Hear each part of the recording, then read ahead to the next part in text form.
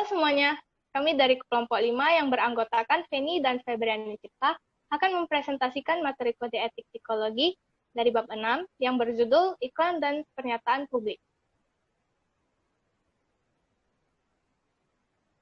Iklan dan pernyataan publik ini terdiri dari 5 pasal, yaitu yang pertama pasal 28 yang membahas tentang pertanggungjawaban, pasal 29 yang membahas tentang keterlibatan pihak lain terkait pernyataan publik, pasal 30 yang membahas tentang deskripsi program pendidikan non-gelar, pasal 31 yang membahas tentang pernyataan melalui media, dan yang terakhir pasal 32 yang membahas tentang iklan diri yang berlebihan.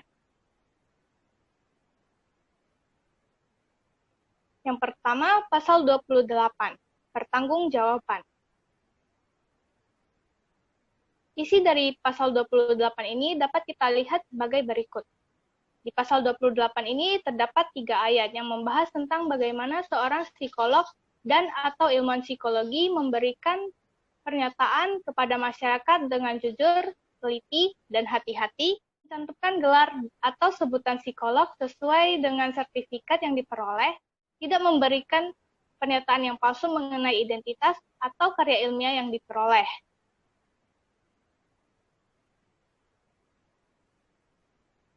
Selanjutnya, pasal 29, mengenai keterlibatan pihak lain terkait pernyataan publik.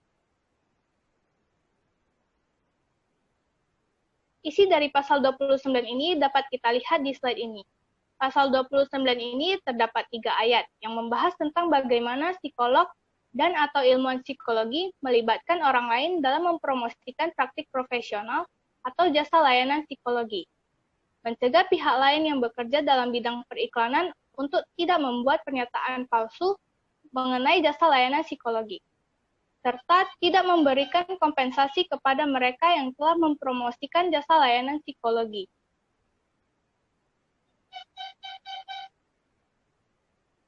Selanjutnya, pasal 30, mengenai deskripsi program pendidikan non-gelar. Di pasal ini membahas tentang psikolog dan atau ilmuwan psikologi bertanggung jawab atas program non-gelar atau acara yang telah dibuat, dan memastikan hal tersebut dapat bermanfaat.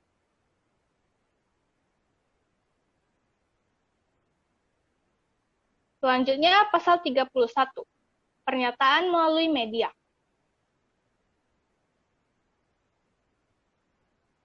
Pasal 31 ini membahas tentang bagaimana seorang psikolog dan atau ilmuwan psikologi harus berhati-hati dalam memberikan pernyataan kepada publik atau media yang dapat kita lihat di slide ini.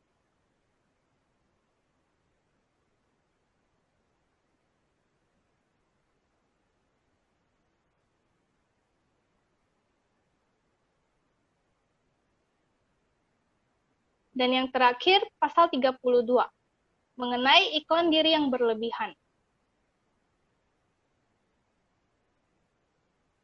Di pasal 32 ini membahas tentang bagaimana seorang psikolog dan atau ilmuwan psikologi menjelaskan kemampuannya sesuai dengan kompetensi yang dimiliki dalam dirinya.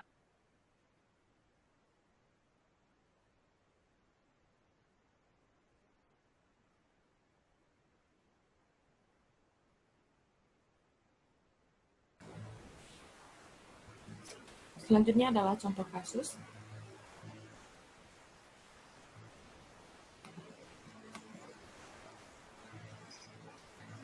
Di sini kita membuat contoh kasus perumpamaan. A merupakan seorang mahasiswa di sebuah universitas. Dirinya juga merupakan seorang karyawan di salah satu perusahaan di kotanya.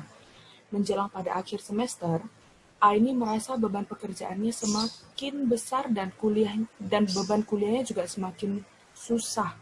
Mulai dari deadline tugas, pelaksanaan penelitian, dan pengumpulan laporan yang akhirnya membuat A merasakan stres.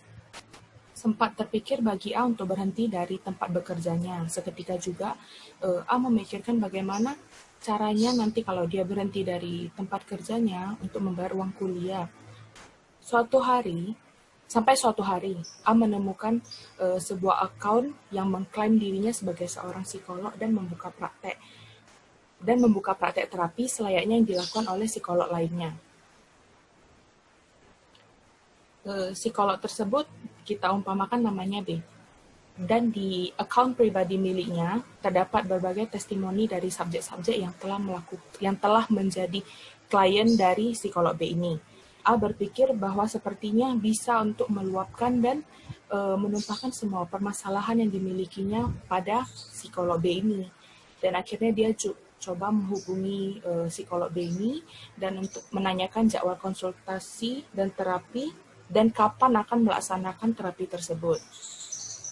Pada awalnya mereka sharing dan tanya jawab dengan psikolog B melalui pesan pribadi, dan tidak lupa juga A menanyakan mengenai biaya yang perlu dia keluarkan untuk proses ini. Ternyata biaya yang diperlukan itu cukup mahal, dan menurut A itu tidak jadi masalah asalkan A bisa meluapkan keresahan yang sudah dipendamnya akhir-akhir ini. Dan kemudian B menentukan jadwal waktu untuk melaksanakan terapi mereka dan mengajak A untuk bertemu di suatu tempat terlebih dahulu. Oke, selanjutnya mereka akhirnya bertemu, saling bertegur sapa dan akan memulai proses terapi. Namun A mempunyai perasaan mulai curiga nih karena proses terapinya kok beda ya dari yang dia lihat di akun media sosial dari psikolog B ini. Pada awalnya mula-mula ini masih normal, biasa-biasa aja, tapi makin lama kok A ini merasa makin aneh, seperti disuruh tutup mata, diperintahin aneh-aneh lah oleh si B ini.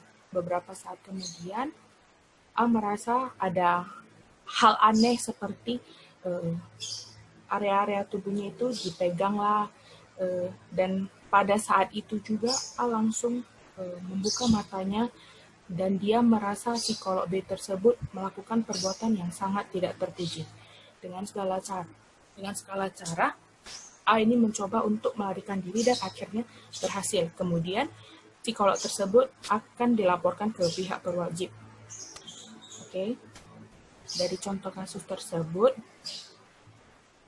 kita akan melakukan pembahasan. Oke, pertama kita lihat dalam kasus tersebut dikatakan bahwa psikolog B tersebut mempunyai banyak sekali testimoni praktek terapi yang beliau berikan di halaman akun pribadi miliknya.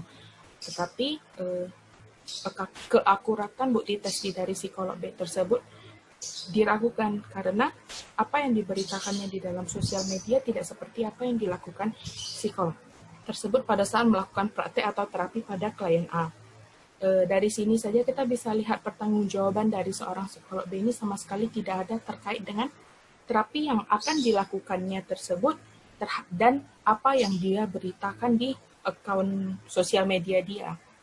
Bisa dikatakan bahwa psikolog B tersebut hanya memikirkan kepentingan pribadi dirinya saja untuk mendapatkan klien, tetapi sama sekali tidak bijaksana memikirkan hal yang telah dia lakukan kepada klien yang sama sekali tidak tahu menahu soal terapi ini.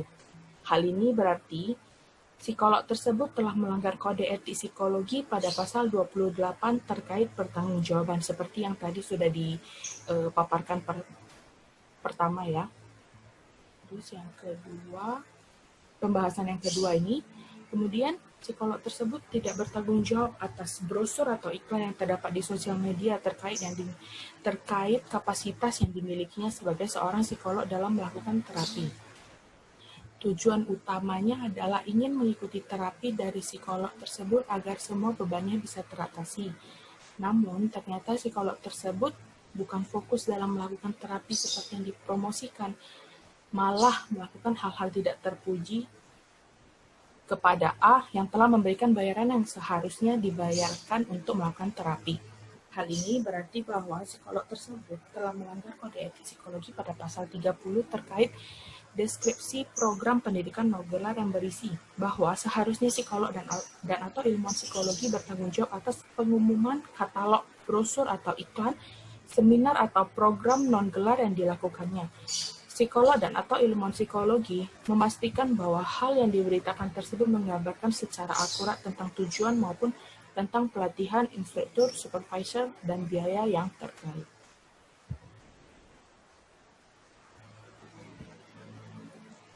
Dan yang terakhir di sini terkait pelatihan dan konsep praktek yang bagus dan dapat membantu menyelesaikan permasalahan seperti diberitakan melalui brosur atau iklan ternyata tidak sesuai. Karena dalam hal ini kejadian yang telah menimpa A tidak sama sekali itu tidak akan mendapatkan jalan keluar, marah akhirnya akan menjadi trauma nih bagi kliennya sendiri. Karena seharusnya dari brosur itu kan awalnya jadi gambaran bagi kliennya untuk mencari psikolog tersebut. Berarti kalau yang dipromosikannya di dalam account-nya itu bagus, harusnya dia juga psikolognya bagus gitu. Berarti hari ini berkaitan bahwa psikolog tersebut telah melanggar kode etik psikologi pada pasal 31 yang terkait pernyataan melalui media. Karena seharusnya psikolog tersebut konsisten pada kode etiknya pada saat akan menyampaikan berita melalui media dan melakukan praktek secara profesional. Hal ini juga bisa dikaitkan ke dalam pasal 32 yang menjelaskan bahwa psikolog dan atau ilmuwan psikologi dalam menjelaskan kemampuan atau keahliannya harus bersikap jujur, wajar, bijaksana dan tidak berlebihan dengan memperhatikan ketentuan yang berlaku untuk menghindari kekeliruan dan penafsiran di masyarakat.